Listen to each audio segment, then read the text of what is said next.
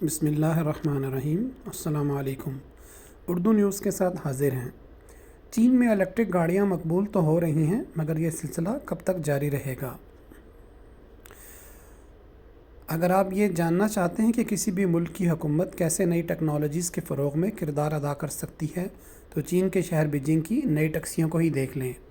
5 برس قبل اس شہر میں یہ منصوبہ پیش کیا گیا تھا کہ پٹرول یا ڈیزل سے چلنے والی ٹیکسیاں اب سڑکوں پر مزید نہیں لائی جائیں گی، اور آج صورتحال یہ ہے کہ بیجنگ کی سڑکوں پر ہزاروں گاڑیاں بیٹریوں سے چل رہی ہیں، اور ان برقی گاڑیوں کے ڈرائیوروں کو چارجنگ سٹیشنز پر اپنا وقت برباد کرنے کی فکر بھی نہیں۔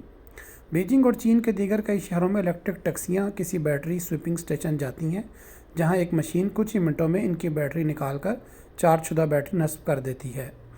نیشنل تائیوان یونیورسٹی کے ای یون لیزا ہسیا کہتے ہیں کہ وہ ڈرائیور گاڑی چلا کر کچھ پیسے کمانے کے لیے سڑکوں پر آتے ہیں، اس لیے وہ نہیں چاہیں گے کہ انہیں کسی اسٹیشن پر بیٹری چارج کرنے کے لیے 2 گھنٹے انتظار کرنا پڑے۔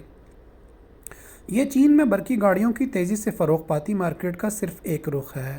صرف ٹیکسیاں ہی نہیں بلکہ عام شہری بھی بڑی تعداد میں برقی گاڑیاں خرید رہے ہیں۔ رواں برس جولائی میں چائنا پیسنجر کار ایسوسی ایشن نے توقع ظاہر کی تھی کہ ملک میں سن 2022 میں 60 لاکھ نئی برقی گاڑیاں فروخت ہوں گی، جو اس کی پچھلی پیشگوئی 55 لاکھ سے زیادہ ہے۔ ستمبر کا مہینہ چین میں ٹیسلا کے لیے سب سے اچھا مہینہ رہا ہے۔ تازہ ترین اعداد و شمار کے مطابق اس نے اس مہینے میں 83,135 گاڑیاں فروخت کی ہیں۔ چین میں اب نئی رجسٹر ہونے والی تمام گاڑیوں کی تقریباً 1/4 تعداد یا الیکٹرک ہے یا ہائبرڈ۔ اس کا سادہ الفاظ میں مطلب یہ ہے کہ چین اس ٹیکنالوجی کے حصول میں امریکہ اور یورپ سے بھی آگے ہے۔ دنیا کی نصف برقی گاڑیاں چین میں فروخت کی جاتی ہیں۔ ای یون لیزا ہسیا کے مطابق اس کی بڑی وجہ سرکاری سرپرستی ملنے والی مراعات اور فوائد ہیں۔ ایک دہائی سے بھی زیادہ عرصے سے چینی حکومت نے برقی گاڑیوں کی فروخت پر سبسڈی دے رکھی ہے۔